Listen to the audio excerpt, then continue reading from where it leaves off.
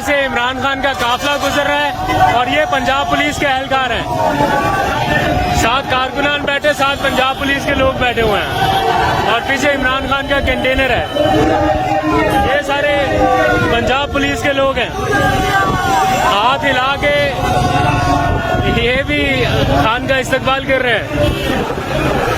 दिन भर यहाँ पर कटी पहाड़ी का ये इलाका है, यहाँ पर बड़ी शेलिंग होती रही है, लेकिन अभी पुलिस वाले साइड पे बैठे हुए हैं। ये कटी पहाड़ी और यहाँ से अब काफिला गुजर रहा है।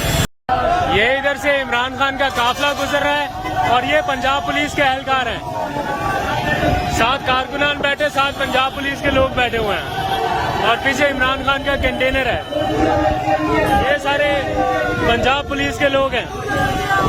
हाथ हिला के ये भी खान का इस्तकबाल कर रहे हैं। दिन भर यहाँ पर कटी पहाड़ी का ये इलाका है, यहाँ पर बड़ी शेलिंग होती रही है, लेकिन अभी पुलिस वाले साइड पे बैठे हुए हैं। ये कटी पहाड़ी और यहाँ से अब काफिला गुजर रहा है।